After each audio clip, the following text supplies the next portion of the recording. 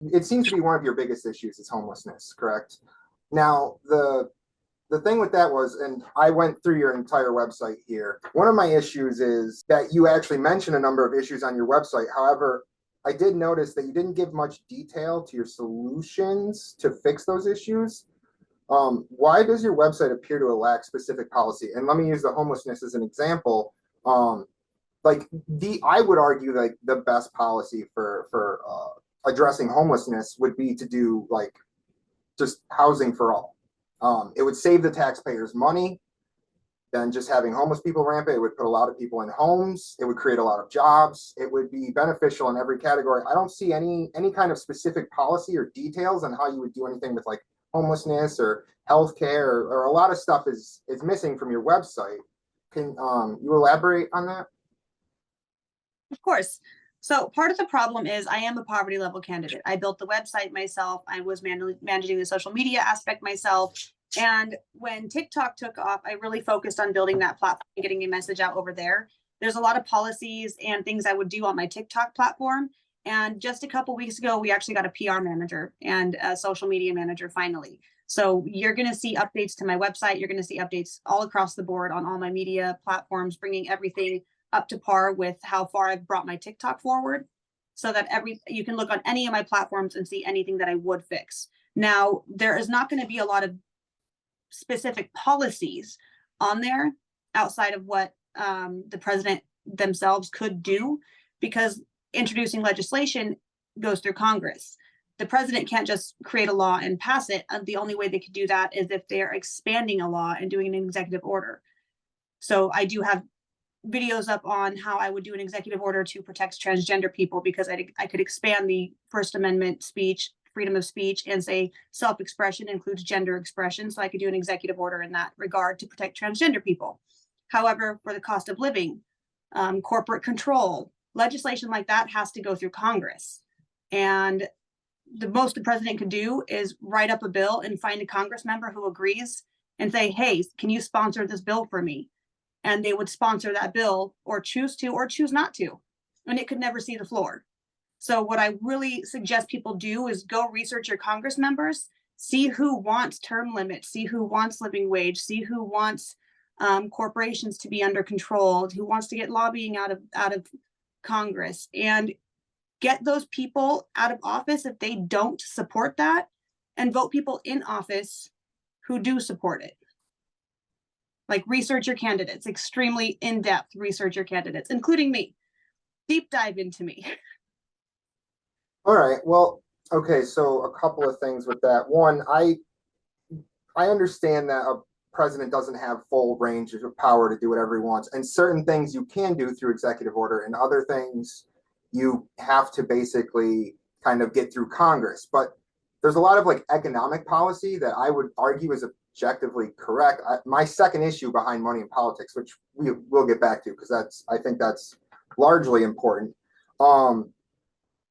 is Medicare for all, like a single payer healthcare system, specifically like some of the ones that have been written up that exist, like Bernie Sanders' Senate bill or something along the lines of that. That is something the president can do without, I mean, you didn't really mention many specifics about healthcare.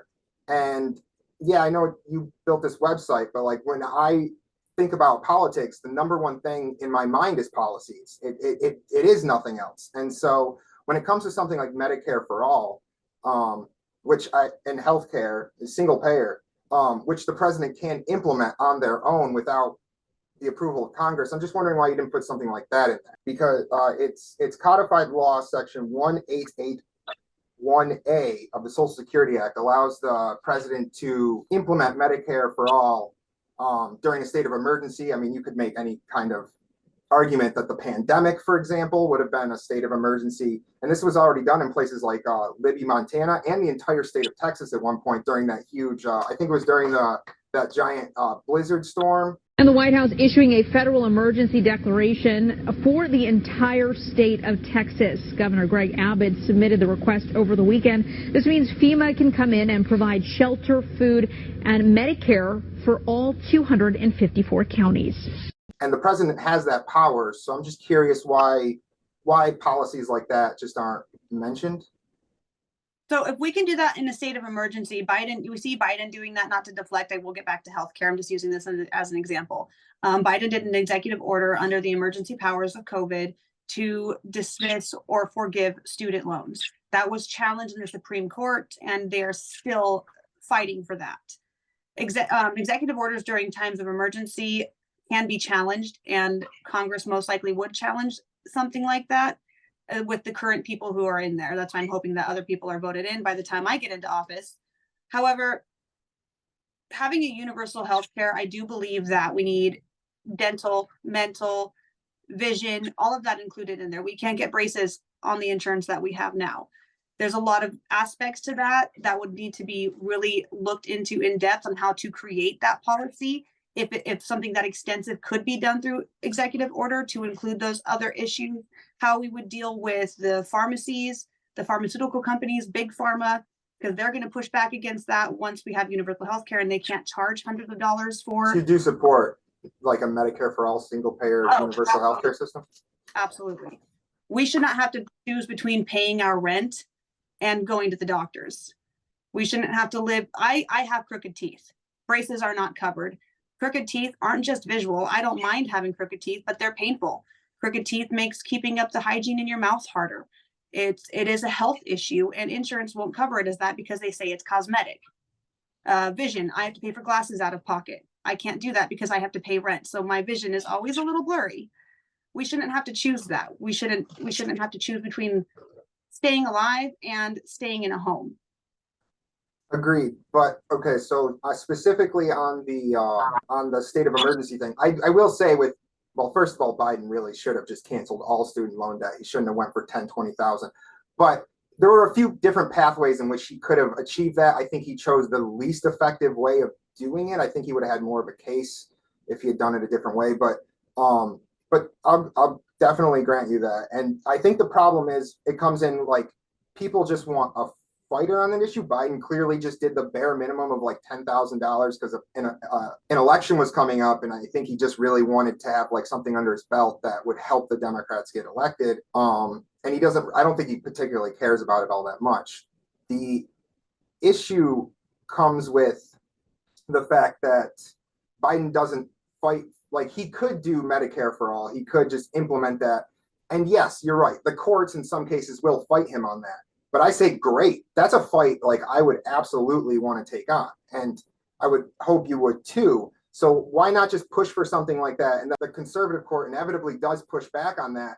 Then you get to make that argument to the American people like, hey, I'm the one in favor of Medicare for all. You can say exactly what you just did about that. And 70% of the American people support Medicare for all. You can make every argument for it, and you will objectively win over the American people. Then you make even greater gains and wins with your political capital going forward. Like it's only a win-win to make an argument like that and to make your case on policy that you agree with. Even if it might get shot down by some corrupt or conservative courts, you'd be correct and you'd have momentum, and you could effectively use that to eventually get it passed. So why not still advocate for those policies? And I know you said you built this website, but like I said, I think policy is number one. You do have some policies in here. But why not put policies like that you just agree with and just say like, hey, this might get shot down, but here's my strategy going forward. And I hope they shoot it down because I want to have this debate in front of the American people. So that's one thing I had mentioned before is it's not just that I built the website. It's just that when TikTok took off the way it did, I focused the majority of my time there.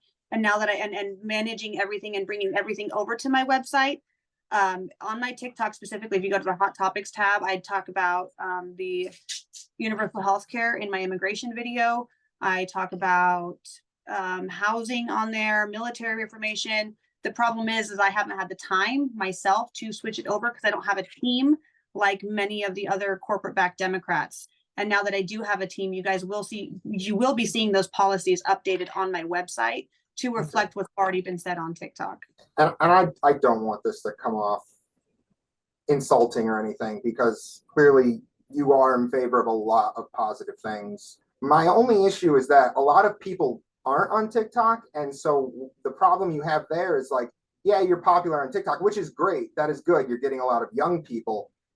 But you don't want to just try and like be popular on TikTok, because it's less of a, you know, a popularity contest for TikTok and more of a presidential run. So like, for example, when Tulsi Gabbard, who I have issues with, and somebody like Marianne Williamson back in 2020, when they ran for president, this is just regardless of what you think of either one of those two people, when they spoke on the debate stage or when people heard them speak, they had skyrocketing Google searches for their names.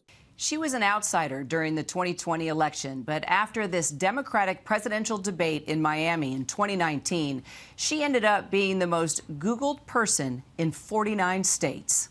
And the first thing that generally comes up when people search you is going to be your website. And I mean, it was the first thing I looked up when you agreed to do this interview. And so what about, like, I mean, you can't just win an election with the young people that are specifically on TikTok alone. So why wouldn't you, when putting your website together, focus on like more substantive policies? On the website specifically. On the website specifically, because like, and like my girlfriend, for example, she is on TikTok. She likes TikTok, but she actually prefers to read. Like I like to get a lot of my news when I watch news from like YouTube. I like a specific type of YouTube channels, but she likes to read articles. She will go to somebody's website. As soon as she hears a name, she'll go to their website and she'll read through their stuff. Handwritten media can be just as important as video media.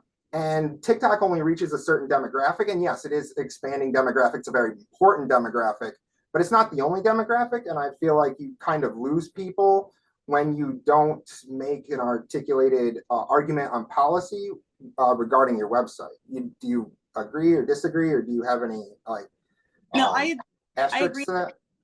I agree that the website is a shortcoming at this time, which is why we're going to be working on transferring things over and making sure the policy is the same across the board. And one social media platform or one platform is more informational than another. We're going to make sure that everything is covered.